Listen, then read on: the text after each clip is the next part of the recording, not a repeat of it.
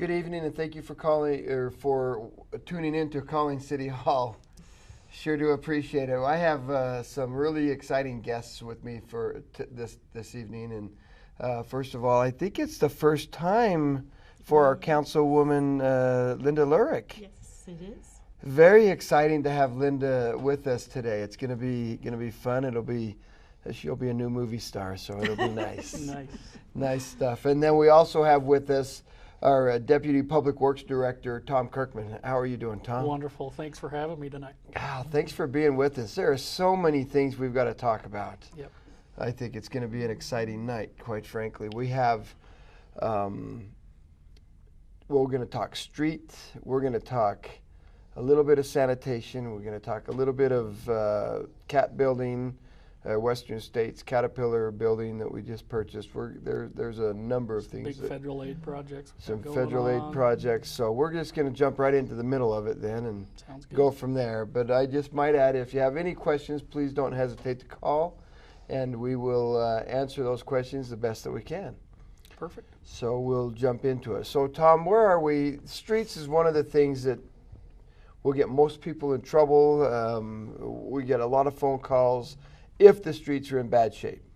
Right. So the streets aren't in bad shape. I haven't had a lot of phone calls lately, and so let's talk streets now so that we can just get that out of the way. Sounds good. Yeah, we've definitely come a long way, I think.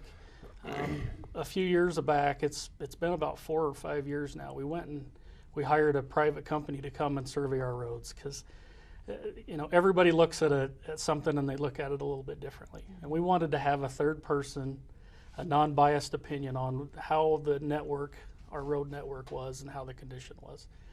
And when we got that data back, we started having we started seeing some patterns, and we started seeing some things that we could do to make some improvements, and over the last few years, it's been through the mayor and council being dedicated to this. You guys have given us the tools that we need, that we can go through and start treating these roads. We've been very, very creative on some of the treatments we've done, and it's starting to show pretty good dividends. Our crew down there, they take just a ton of pride in it. Our staff, Brett, Larry, and Mike, they put together our paving program, and they just do an outstanding job of it. It's just been a really fun time. Now let's talk about this third party though, real quick. The third party came in. Now they drove every street we had. Not only did they drive every street, they have a radar that went through all of it, so we know exactly what kind of condition the road was in, where it is. Exactly. And all of that. With radar? With radar and scanned it. And so what we did is... Or maybe it's LiDAR, I don't know what it is. It was laser. It was laser. a laser. Oh, okay. And so what they did is they have this, it's really high-tech van, and they've converted it over, and it measures distance and width. And then there's a laser array on the front of this van, and they drive along and collect all sorts of data for us. They'll tell us how long the road is, how wide the road is. While they're driving, they captured all of our signs and our curb ramps, so they were able to multitask and do a lot of different things. Mm-hmm. But the main thing is they drive these roads, and this laser array will actually take a photograph of the road as they're moving along, and then they have algorithms that they run to process it, to give the road a number. Mm-hmm. And what we call that is the pavement condition index number. And those numbers go from 0 to 100. 0 being a road that's completely wasted and gone away, and 100 being a brand new, well-constructed road. And so they drove every road in town, which was just that in itself was good for us, because we were able to get these roads mapped. And so we knew exactly how many lane miles we had, what the widths were, our square footages. But what they did when they were done is they gave the whole network a grade. And so what we got for a grade of this whole network was 69 points. And so what that's saying is the average road in Pocatello rates a 69 on the pavement condition index. So we get this information, and for a paving nerd like me, that's good stuff. And that was really good news for me. But we wanted to have a little more data behind it. So we says, well, what are comparable communities to us? What are their networks? And they said anywhere from low to mid 60s is a good network. And one of the big criteria they talk about is what we call backlog, and that's roads that are in really bad shape, which is 0 to 40 on the scale of PCI. And they told us that if you can get around 10%, you're doing pretty good. Well, currently Polk Hill, we're at 2.3%. So we got some really good news right off the bat. And then we've done some really kind of cutting edge stuff in our field. And right now today we're standing at about a 73 or 74 PCI for our network. In the paving world, if you can move your network a half a point a year, or even just stay static, you're pretty excited. So we feel like that we've made some really big strides, and it has to do a lot with a really creative staff we've kind of pushed the envelope. So going from a 69 to a 73 is a pretty big deal. It's pretty monumental.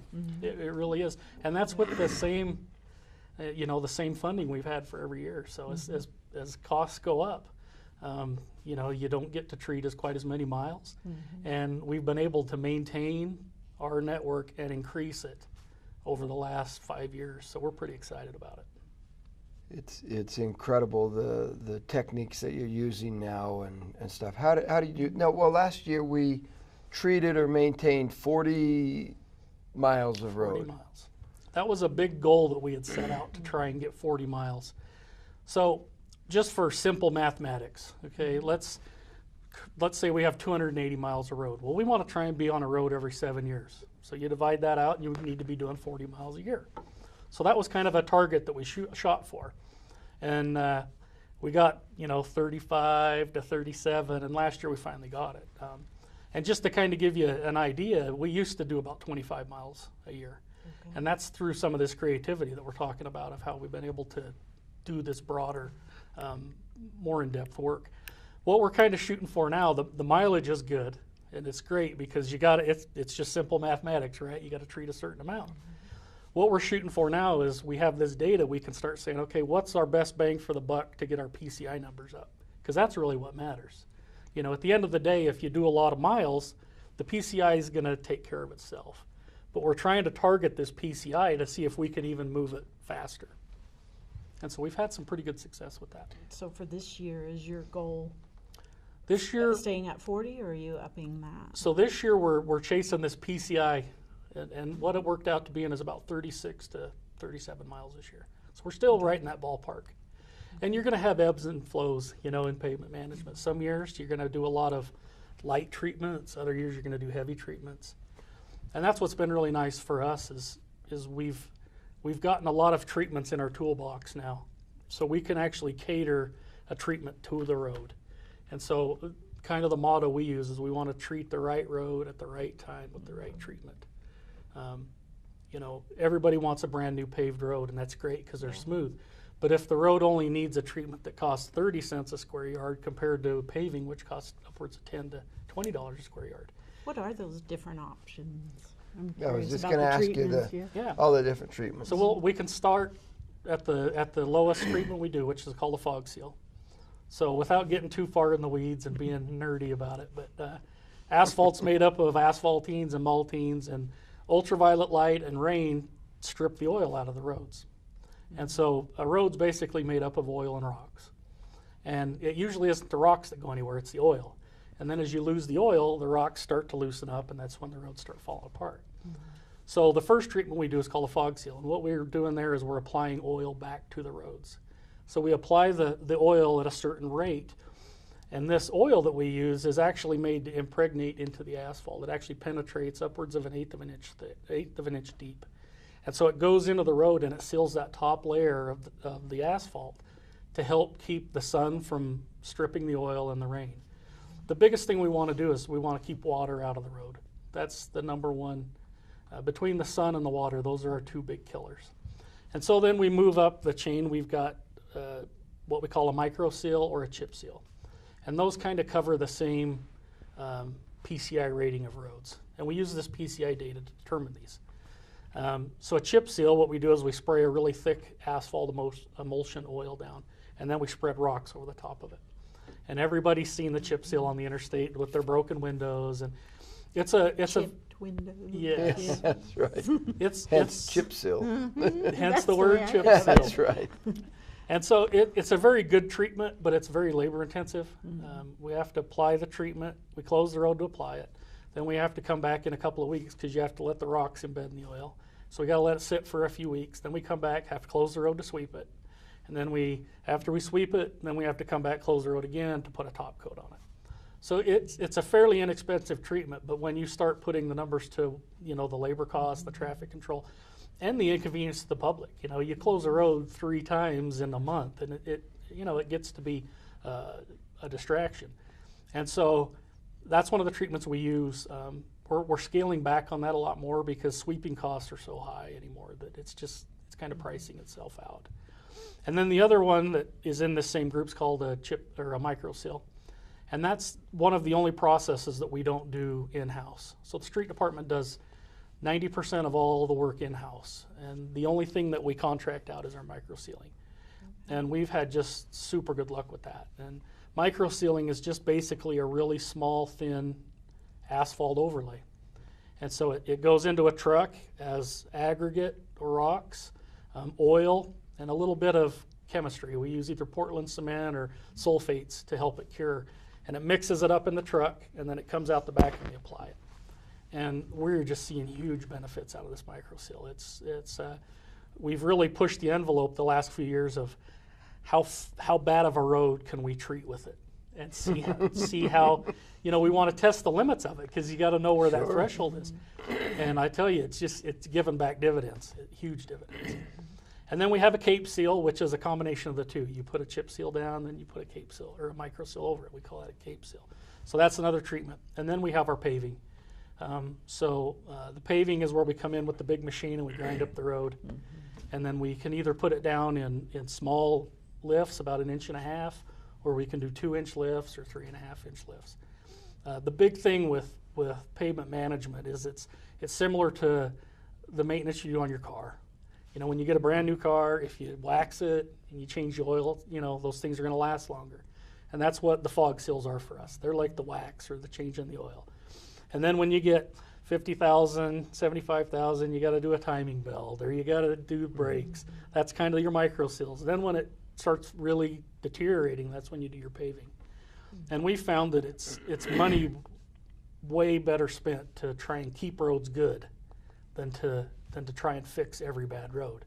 And so that's where we've seen some of the big increases in our PCI is we've developed a plan where we're doing a certain percentage of preventatives, a certain percentage of intermediate treatments, and then a certain percentage of thick, heavy treatments. Well, when you're talking 30 cents a yard opposed to $10 to $20 a yard with the pavement, it just makes sense to do that. And people are happy when they see anything happening on the road there, and it's important to make sure that we stay on top of that. Right. It's expensive to fix roads. Yeah. And when you get into a backlog situation, when you get behind, that's when it's really tough to catch back up. And so, I commend you guys for keeping a good commitment on roads because I think it's really showing the benefits. And are we? Well, I just thought of 2 things, but you already said our PCI has gone up, so we're doing better. But you mentioned that we were getting fewer calls, which indicates things are better. But what are the calls that we do get, the complaints that we do get? What are the challenges, or where are the bad areas actually? Right. I'm just curious. Where are the bad areas? Where are Don't tell us the bad areas. Tell us the challenges. What are the challenges you face? That's a better way to put it. There you go. Well, one thing that's our biggest challenge, and we've all seen it, is potholes. Mm-hmm. And potholes, we liken them to weeds. You never know where they're going to pop up, and they happen. And potholes are just a leftover of the earth moving. The earth moves, temperature swings, the road cracks, you get some water in it, and then it freezes, and you have a pothole. And so the hard part is when you have a nice new road, there may be imperfections in that road, underlying imperfections. And so you may have a brand new road that a week after you're done, a pothole could pop up because there could be a small void or an issue there. Potholes are the biggest things we get. And the tough part about potholes is, like we're saying, we never know where they're going to be, and they just pop out of the blue. And that's where we really count on citizens to let us know. We send out crews patching potholes pretty much every day. But the unfortunate part for us is we can't be everywhere at once. So we kind of rely on the public's input to let us know where those are at, because they do. It seems like they happen overnight, and sometimes they do. And then some of the bigger challenges that we've had, and we've seen this the last couple of weeks, is we get these heavy rains, and they dump a lot of rain in a short amount of time. We have had a lot lately. Yeah, we have. We have. Yeah. And asphalt and water just don't mix. That's why the curb and gutter in front of your house is made out of concrete, because concrete likes water. And so anytime we have large amounts of rain where we have standing water on the roads, that leads to premature failures of the road. And it's just kind of indicative, it's one of those consequences of weather.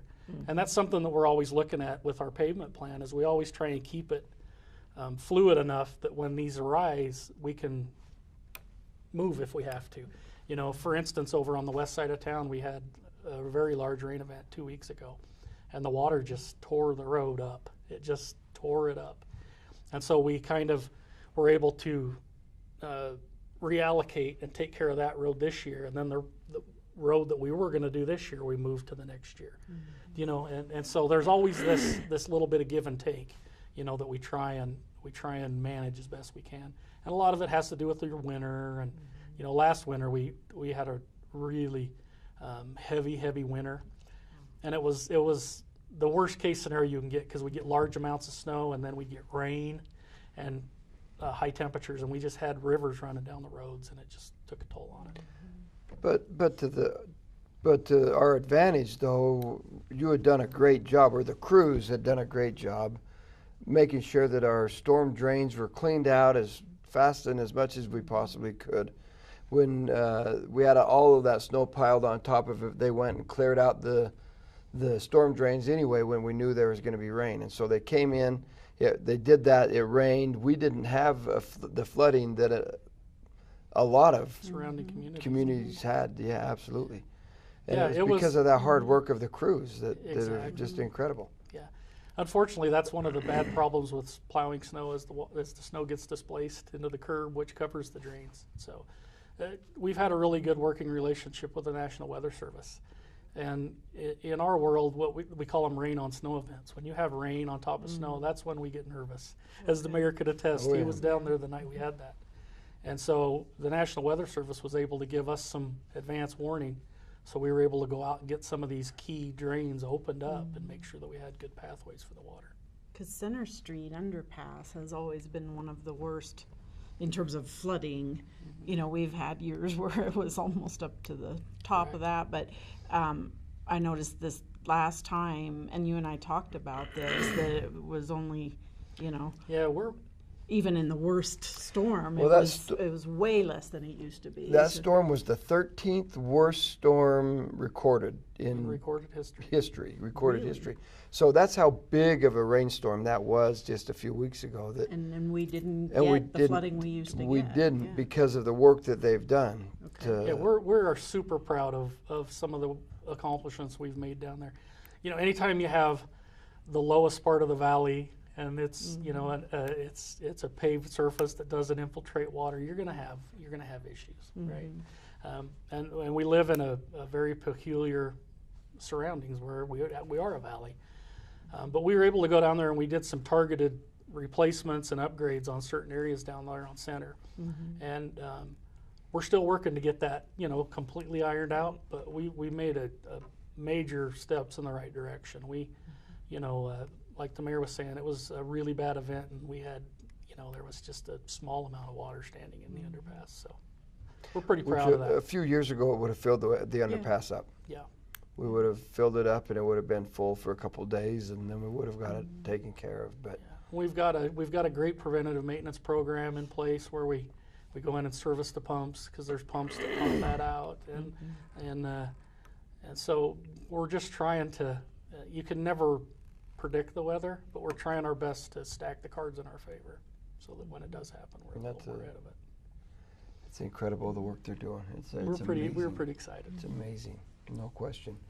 Well, you as the Deputy Public Works Director, you're over sanitation, streets, and fleet. And fleet isn't completely up and running yet, so we're going to get that going. So I want to talk just a minute about fleet.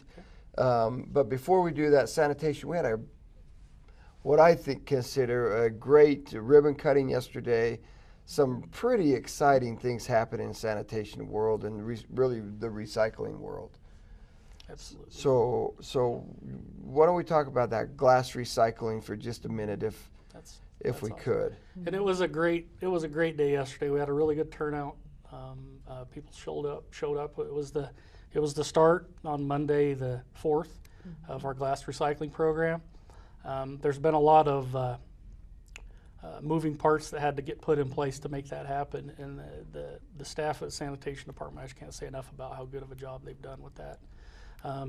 In the past, glass has been a tough nut to crack. You know, the shipping charges are really high.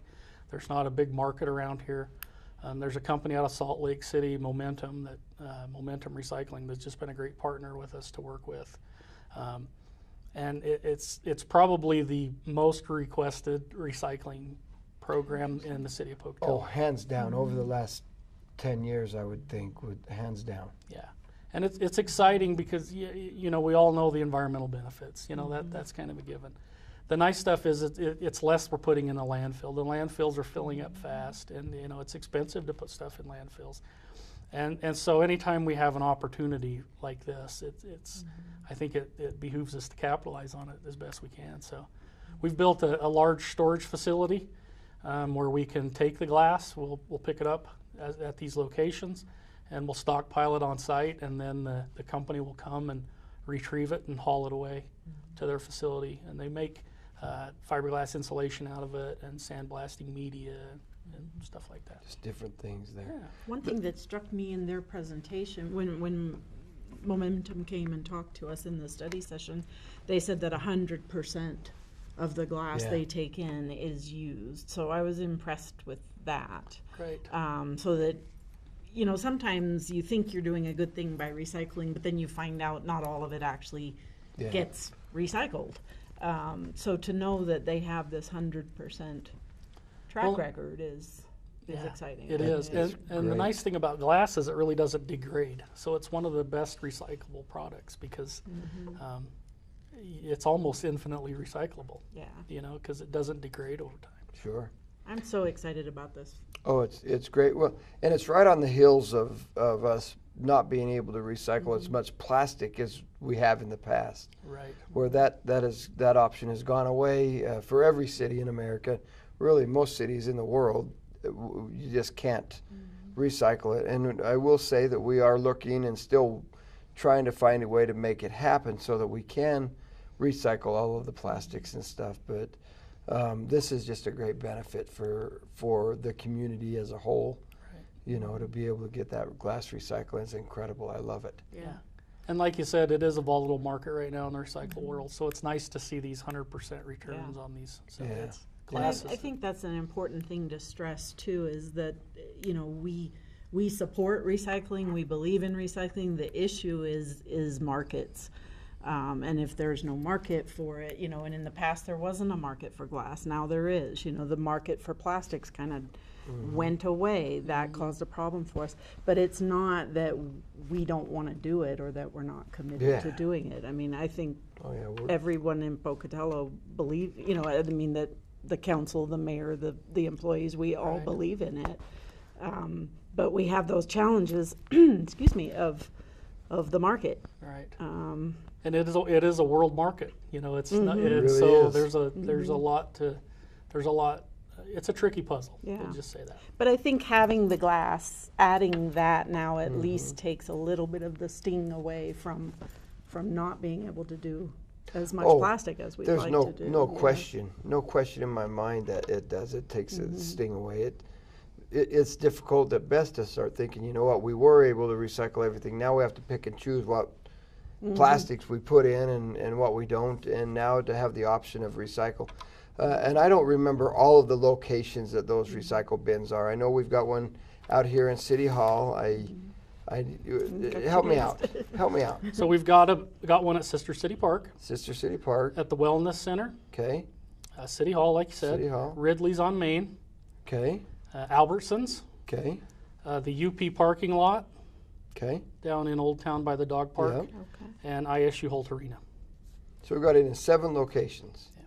So something interesting about this too is our sanitation department, they had to make a dumpster for them. They really, truly had to look at it from scrap because we can't put anything else but glass in these recycling. And so we wanted to make sure that we didn't. And so they invented, if you will, a glass recycling bin. It's really awesome the way they constructed it. It makes it very handy to use, but it also makes it really handy for them to also manipulate it and haul the glass away as well. So it's like a double win, you know. Still think we need to patent that and sell it to other cities. There you I know it. And that's one thing the other thing I just wanted to pass along to the folks is that the key on recycling is contaminations. We want to keep the contamination to a minimum. And so that's where we're just asking the public to do their best to respect these containers and only deposit glass in them. And That's so, the biggest question I'm getting is, people want things to be as convenient as possible. So they're asking, why can they not mix the glass in their recycling dumpsters? Because we mix everything else together. Why can glass not go in those? So could you say a little bit about the reasons? Right. What that kind of boils down to is the sorting facilities we have. So a lot of the sorting facilities use optical sensors and robots now to sort. And with the new requirements coming out of China for contaminations, the scrutiny is so high right now to get the unwanted plastics out that it just adds an extra burden to these sorting facilities to try and pull glass out as well. And so that's been one of the huge challenges. So you usually have a dedicated place for glass and a dedicated place for plastics and papers. Well, and in Pocatello, we're sending our glass one direction and our plastics another direction. They're And different so they're vendors. different vendors, different places, and so that's another reason why we really we can't have all of the plastics and everything in with the glass. Yeah, I imagine if we fast forward 20 years when the technology's better, we can just throw everything together and it'll sort. But we're not there yet. Not quite yet. Yeah, right now They're it's doing a not. lot of hand sorting right now. So that's why you see costs going up. Is trying to keep the contamination rates down. China's put in a 0.5% contamination rate in recycling. So they turn it out, That's all turn it they away. will That's all they'll accept, and that's pretty much. I mean, that's unattainable. Yeah. You know, that's a pretty low number to reach. So. That brings up another question on glass. I remember back in the day in recycling, you used to have to soak labels off and wash things. And do we have to do any of that with this glass? No, they'll take it pretty much as it is. We want to leave the lids off because they're not glass, of course. Okay. But they've got processes in place that grab all that stuff out of So there. you don't have to worry about. Yeah, and they do sort the glass for different grades. Clear glass is more appealing, but they do have a market for dark glass. So, and we're able to commingle those, so there is some convenience there. Okay. Yeah, we don't have to take the colored glasses, separate it out and put it in different areas and all of that stuff. And we have done everything we can to get those bins as close to everybody in town as we can. And with we're always 7 looking for more. locations. Yeah. We're always Sure. looking for more. We want to make it as convenient as possible. We understand that it's difficult. Yeah. Load your car up and haul it, but we definitely think it's a step in the right direction. Definitely worth it. No, this is Exactly. a good There's start. no question about it. So Absolutely. the sanitation, those employees have done a great Oh, job they're with that. awesome. It's incredible to just see how they manufacture something that, hey, we need this. You kind of tell them, this is what we need, and they go and build it. Yeah. It's awesome. Well, and the crews too. I mean, when you start looking at garbage streams, it's like the boy with his finger in the dam. It never stops. Oh yeah. And they have to be up and running every day, and they just do a marvelous job. of it. They really do. They really do. Do a great job. So the city of Pocatello, now we purchased the old Western States Caterpillar building. We purchased that with an intent to combine, or not combine, but bring the sanitation department, the street department together under one roof. And it also gave us an opportunity for a fleet management program. So, do you want to talk just for a minute about the building itself? And we had a number. What did we have? 4, 5, 6 meetings about this to start with, and then we made the purchase, and then we now we've turned it over to you. Where are we at in the process? So we are combining street department, sanitation, and then the fleet department, like you're saying. Each of the facilities currently for the street department, sanitation department have a few challenges, and so it kind of was just a perfect storm the way this worked out. And so we're right now in the process of doing some upgrades to the facility to try and get it to be more catered to the flow of work that we need to run those two departments out of. It's a 76,000 square foot building on 8 acres. So it gives us a lot of room for growth, which is kind of where we're at right now. With both departments are kind of tapped out right now on the amount of storage available and keeping their equipment.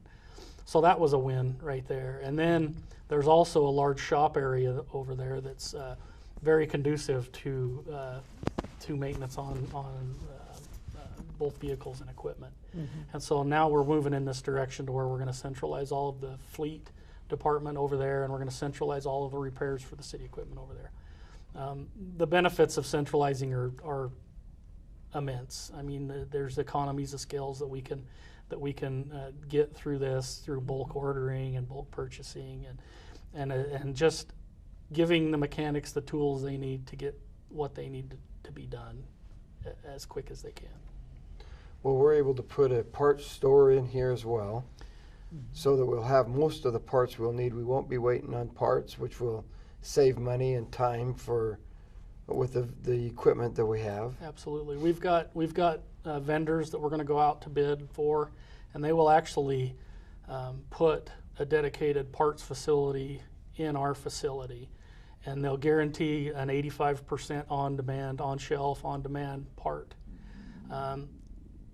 which is huge. We get a lot of stuff. We got to get it overnighted from here to keep, like we were talking with sanitation, those trucks have to run every day, so we have to keep them going. What this allows us to do is this manufacturer's kind of upfronting the inventory and putting it on the shelf for us, and they're going to stock it and they're going to man it. And it's something that we'll look at as we go down the road on this. But the biggest benefit that I see from it is you have these large corporations that can leverage their buying power. These nationwide companies, and some of the preliminary numbers we're seeing of the price we can get parts is just unbelievable, because these companies are, they're multinational companies, and they can leverage that ability to get you parts for really reasonable prices. So we're excited about that. Well, we anticipate when we get the fleet up and running, we're going to be buying all the vehicles, checking them in and out. From there, we're going to be doing all the tires are going to be the same. Everything's going to be as uniform as we can possibly make it, which is, we anticipate saving the city millions of dollars. Yeah, we did a lot of research on this when this first came up, and we've talked to a lot of communities across the country. I mean, a lot, and the benefits that we're seeing are just amazing. I think a big key for this to succeed will be our central purchasing. Like the mayor's talking is, when we try and get everything as uniform as we can. So instead of buying one item for one vehicle, we buy 20 items for 20 vehicles at once, and we get these larger bulk rates, and it just helps with training. You're not training people on how to work on 30 different pieces of equipment. You try and make everything as uniform as you can. And it even goes down to diagnostic equipment. As fleets get more advanced, they get a lot smarter, and even dump trucks and garbage trucks have brains in them now, and that they need to have computers to talk to. And so each one of those diagnostic tools costs money. And if you have an immense amount of different vehicles, you either got to send them to a dealer or you purchase that to work in-house. So the central purchasing aspect of it, I think, is going to be a huge benefit as well. Which departments are we starting fleet with? We're not going to start with everybody right away, right? We're going to focus on a few departments to get this up and running. Yeah, so the biggest thing we've talked with a lot of communities is they've told us it's a 3 to 5 year program. You know, you got to walk before you can run. Okay. That was some of the biggest things that we found with talking to people is don't try and bite the whole whale at once. You know, Okay. because that's when you start to have growing pains. And so as soon as we can get the facility ready, when sanitation and streets move in, we'll centralize sanitation and streets out of there, and then we're going to centralize City Hall.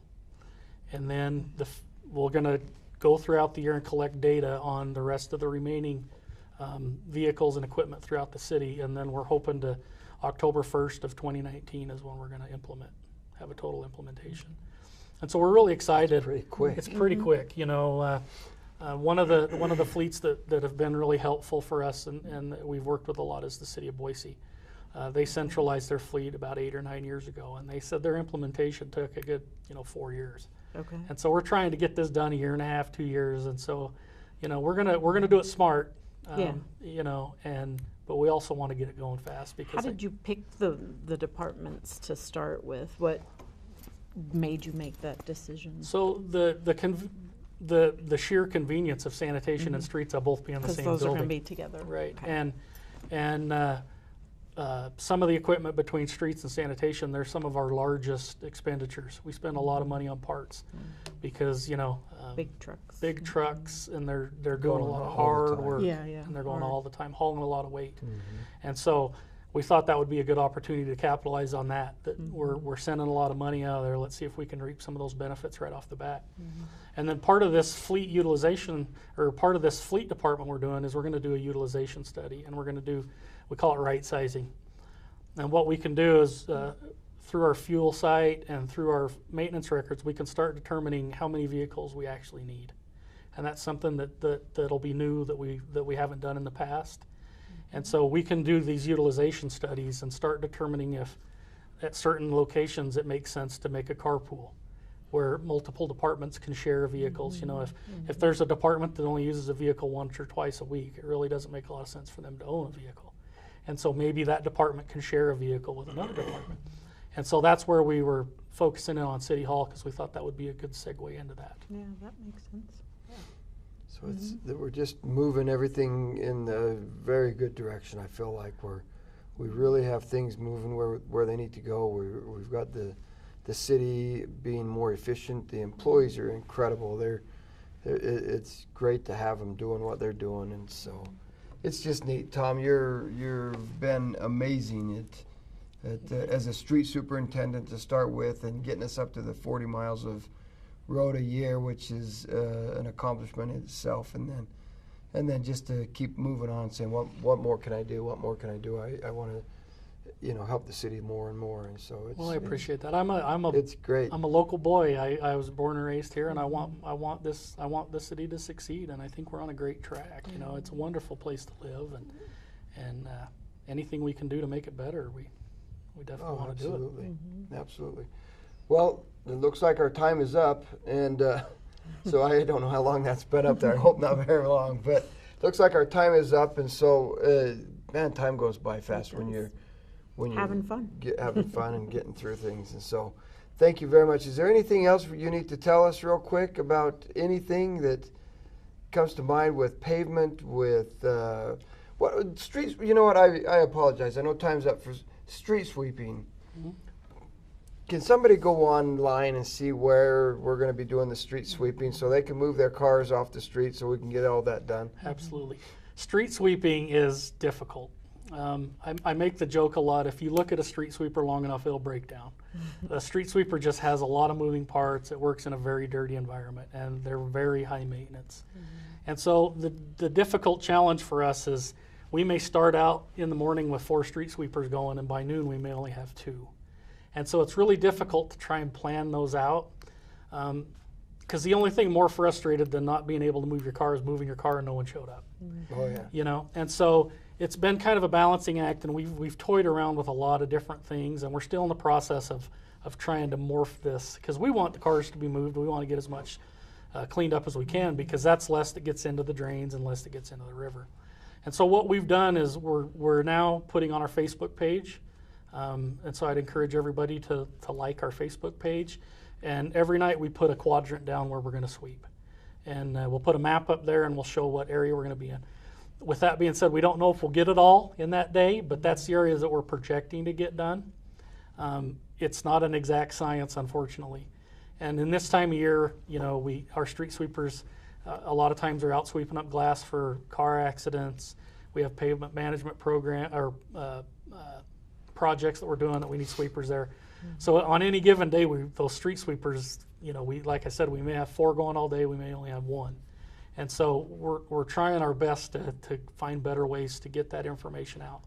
And right now, we feel like it's working pretty good right now. Is it perfect? No, but we're going to keep working on it. But if you go on our Facebook page, you can see the general vicinity that we'll be in. See where we're going to be. Okay, now I've got to get you off. We could talk for hours on roads and streets and stuff. He's definitely a street nerd. There's no question about it. So Absolutely right. we appreciate you. Thank you very much. I'm pretty excited. Our next half hour or next little bit will be with our Assistant Chief, Andy Holmes, on fire prevention. And so it's going to be a good time there. So thank you very much for being with us tonight, Thanks Tom. for having me. Thanks, Tom. Good evening, and thank you for joining us after the break. That was a quick break, and I apologize. We went a little bit long, and so I owe our Assistant Fire Chief of Support and Public Safety an apology. I didn't realize we were running so long. I got a little excited about the streets and the roads and everything else, and so I apologize for that. But we've got some pretty important things to talk about. And in fact, I need to introduce you. This is our Assistant Chief of Support and Public Safety, Andy Holmes. Thank you for being with us. You're welcome. Thanks for the invite. This is exciting to me. We try to have it's getting warm. I don't know if anybody's recognized that, but all of a sudden we're in the 90s again instead of in the 30s. That's Idaho weather, I guess. We Summer. go from frostbite to snow or frostbite to sunburn in the same day, it seems like. But we have things get warm, and when they get warm like this, they start to dry up. When they start to dry up, we start having problems with fires. Yes. And wildland fires, urban wildland interface there. And then we've got the 4th of July coming up, which is also a great opportunity to burn something down accidentally. We had some issues last year. Well, we've had some issues last year. Every year it seems like we have some issues. You know, even the I don't know, Andy will definitely remember this, but a few years ago we had some sparklers light a field on fire, and just because they don't go up, they go up and blow up, doesn't mean they're the ones that are going to start the fire. We got to pay attention to even the sparklers. They threw them out and lit the field on fire behind them. It put, I don't know, 7 or 8 homes in really risk. danger. And Yeah, well, it just goes to show that, you know, even the safe and sane fireworks that we sell in our fireworks stands, they can still pose a threat if you're not careful with them. And you know, that's probably the bottom line with fire safety is to be cautious of fire. And you know, this is a pretty big topic. And if you think that the streets are exciting, wait till you start talking about fire. yeah, no question about it. We've all been through some of those fires lately, and it's scary. Yeah. I mean, streets, you drive around and you hit a pothole and you get excited. Well, wait till you got a fire burning down your fence and coming up to your house. Yeah, that's why certain areas of the city we do, during the heat of the summer, we do ban fireworks, and we also ban any kind of recreational burning or open burning. Recreational fires is what we call them. So let's talk about those areas of the city that we ban those on. Where exactly are they? Back in 2007, with the adoption of the Wildland Urban Interface Code, we drew a map of the areas that we felt were high risk and then moderate risk. And it goes to show, it kind of stemmed out of the 1987 fires that encroached upon Johnny Creek, and we did lose 2 homes back then. That's where the origination of this code was born. And so obviously Johnny Creek area, the entire area down there is all high risk, and that is probably the most severe ban that we have. And Well, then, there's so many cedar trees. oh yeah, There's so much fuel there. We look at it and many people think it's vegetation. The reality is it's fuel. well, yes, and to make matters worse, amongst all that fuel, there's fuel. That's There's right. homes. There's that- homes. And Right. those homes probably create even more fuel than the, Than the weeds. Than the and weeds and the trees bushes and the bushes, trees. Yeah. So you get that mix, and it makes for a pretty sketchy situation when it comes to fire. Well, what's really scary about the Johnny Creek area is the roads are so narrow too. If you have a fire up there somewhere, there's going to be a lot of people trying to get out of there, and It's very windy, narrow. it's windy yeah. and narrow roads. We've got people trying to get out. We have fire trucks trying to get in, and it's a dangerous area when it comes to that. Once you get a fire going, Yes, that's one of the considerations that we've always been most trepid of is access out, egress out of that area, Yeah. because when a fire comes through, it's going to go fast, oh no and question. people have a tendency to not want to leave their homes until the last minute, until they see flames at their doorstep, Their doorstep, essentially. And yeah. so But at then that it's time, too it's too late. late. Well, we witnessed how fast a fire will move through that stuff back in 2000 and was it 12? Charlotte. With the Charlotte fire in 2012, we witnessed how fast that fire will move through those cedars and through that kind of an area. And it's in a place that's populated like the Johnny Creek area, it's going to be devastating. Yeah, we take it very seriously, and we try to educate the residents there, along with High Country RC&D. Danny Mann is the lead on that. He does a great job of educating the public out in the Johnny Creek area. They have meetings out there at the fire station occasionally to discuss efforts to clean up the juniper, the densely juniper draws that they have. So, What does RC&D stand for? oh, you had to ask me that. Sorry. It's like the Three Rivers group that had the fire safety that went through. They go through and they teach and they Yeah. work Okay. with the public on So education education, on what of you fire can do. safety and stuff. I don't know Yeah, what something the- conservation and development. Yeah. I Okay. don't know if it's research or if it's some other conservation Okay. and development, RC&D. But they're educating people on fire safety and Yes. what else they can do Yes. to Yeah, protect their and property. fire- fire to- wise and things. And their whole thing is to space is the biggest thing in this whole issue, is get some space between you and a flame front that comes. And so they're trying to get people to, get a 30-foot defensible space, is what they call it, Around between their their house house. and what Okay. would be considered a flame front. Now, when you Okay. say their house, though, you mean their deck Hmm. and where the flames will be, not necessarily the actual structure of the house, but anything Yeah. attached to the house. The outer edge of Yeah, whatever. of all of it, so that because if your house is 30 feet away but your deck's 10, that's not going to help you a whole heck of a lot. When the deck goes, So where it the may house not is be the going. wall, it might be something Yeah. further out. Okay. Absolutely. Yeah, and people with larger properties, they can also employ a configuration where they do have trees around the house, but then past those trees, there's a 30-foot Yeah. of defensible space. Isn't that So- one of the challenges in Johnny Creek? And I know a lot of people choose to live there because of the trees. They love the cedars and the junipers and that wooded, hilly area, and being out there and having that privacy. And the very thing they love about it is, it seems to me, the thing that makes it more dangerous and Yeah. makes Right. it risky. So is that one of the challenges, is getting people to have that space because they don't want to take out That is the those trees? challenge. It is the challenge. Yes. Okay.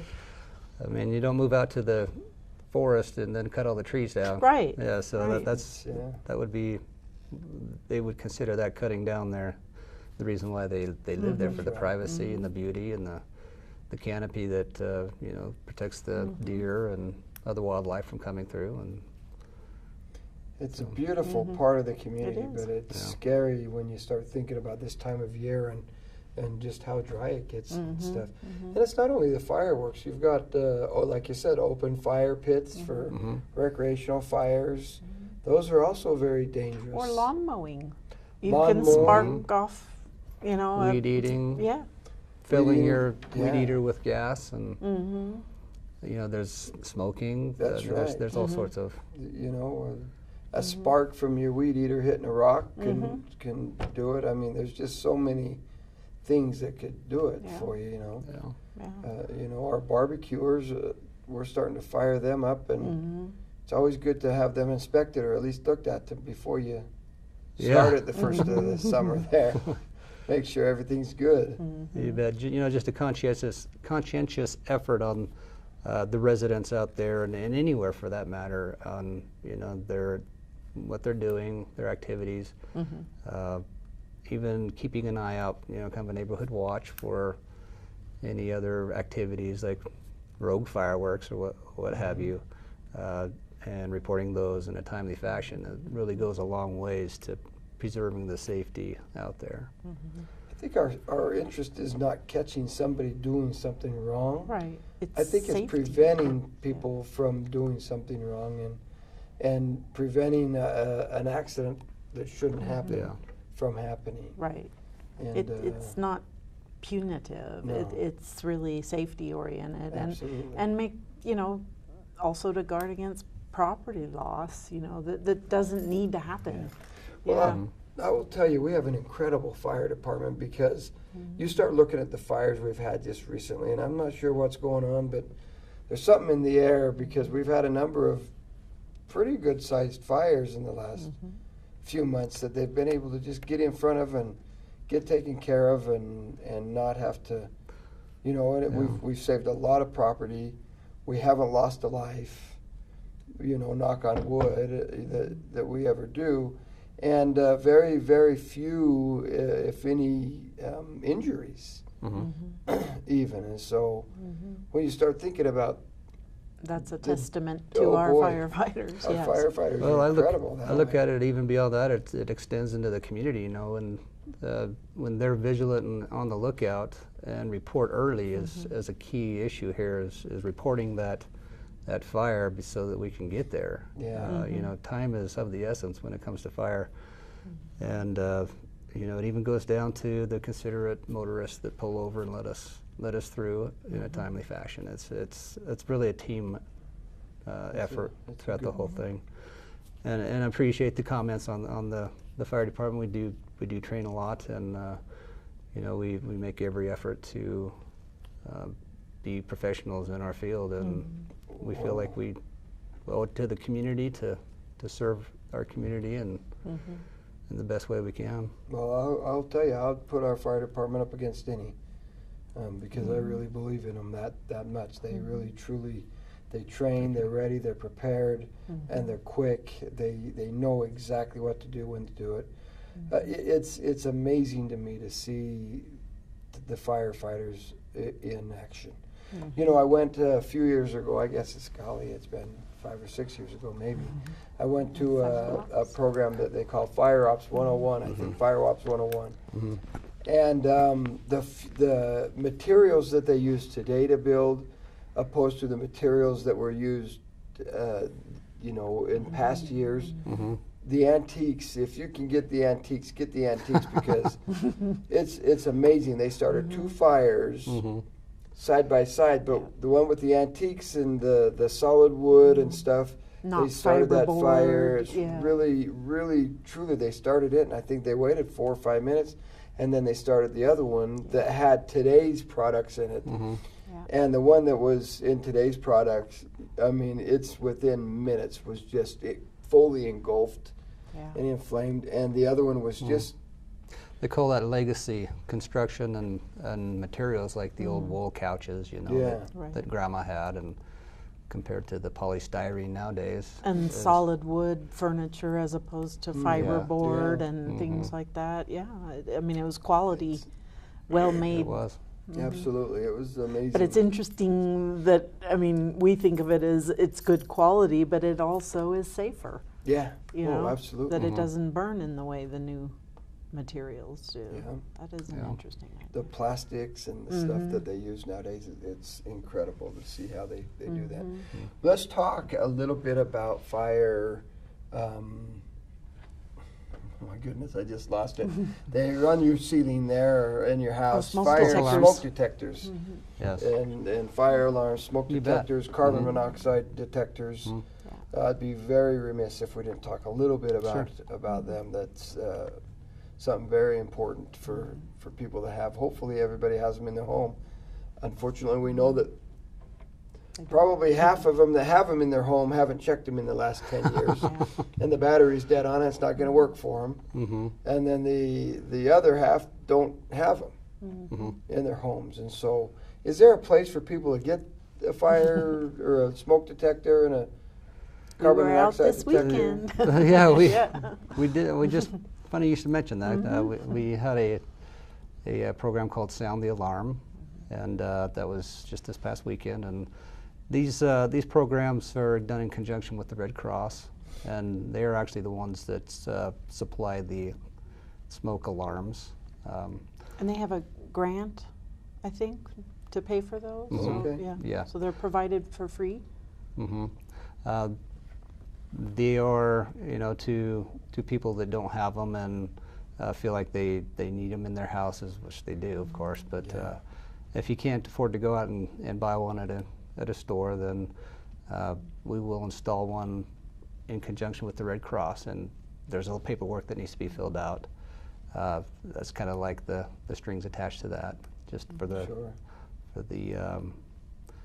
the bookwork for the Red Cross. And I was the documenter on my team this weekend, Yeah. and I was amazed. Nobody resisted.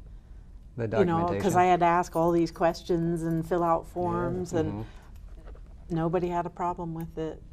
Yeah. So yeah, people were grateful to have the alarms and to get the safety advice. We had a firefighter with each team, and they would walk the people through. We didn't just install smoke detectors, but we checked batteries in old ones or took out old ones that were no longer functioning if they were too old, but also then help them develop a plan of how to get out if there was a fire, or what they can do, in terms of keeping brush back from their house, or all the different things they can That do they can do to protect. to protect themselves. So it was a great program. I mean, you're giving them the alarm, but there was so much more involved. it's I was full package. impressed. Yeah. The full package, they were getting Yeah. the You're full not package. just getting in it. a fire smoke alarm. You're getting education. Yeah. You're getting some exit drills Yeah. and some questions answered. That's great. Yeah. You And know, little it's so kids good got that they do it. stickers. Little kids got stickers. Like It's the badge incredible to- sticker, yeah. So they to see what Junior they fire have. marshals. Yeah. There's a ton of junior fire marshals out there. That's good as long as they And know you what guys to had the do. big trucks out too, which As long Yeah. as of they course know what to do, yeah. children love to see the fire trucks. Oh, yeah. So it was a good effort. Well, it's important. I mean, I would much rather not burn a house down so people and have people learn and understand the importance of it. The last thing you need is to burn your house down and then find out why it's important to have a smoke detector. And so those are pretty important things. And I might just put a plug real quick. I see time's up again. Oh my goodness! That went so fast. It went really super fast. And so, but I want to put a plug in. The Parrish family has the 3-on-3 basketball tournament that happens the first part of August. That's coming up very quickly, and that's focused on carbon monoxide because we had a major tragedy in our community, and so it's good for the family to get behind something like that. And so I would encourage everybody to do what you can. Make sure, double check your batteries, for crying out loud. Check the batteries in the smoke detectors and the carbon monoxide detectors. They don't do you any good sitting up there on the ceiling or the wall if they aren't going to work for you. So double check them. You should check them every 6 months. You should change the battery every 6 months. change With- the battery. okay. Don't With the just time, check it. but with the time change, they suggest you just change it, and you can use that battery in something else. But probably a life safety device is the one place you'd want a fresh battery. Absolutely. Yeah. We sure think so. We're worried about our car starting in the morning. We make sure we have a good battery there. We probably ought to have a good battery Yes. in the life safety Yeah. Uh-huh. equipment that we have in our homes. Andy, thank you very much for coming tonight. I You're welcome. apologize again. We overran before, and man alive, we should have you back because there's It's so okay. many things we can. I know how exciting streets can be to talk about. So. We use them every day, right? We do use them every day. There's no question. Anyway, thank you for tuning in tonight to the Collins City Hall. We sure appreciate it, Andy. I appreciate the time you spent, and thank you very much. And Councilwoman Lurick, Thank you. really appreciate you being here tonight. Thank you. Thanks for having me.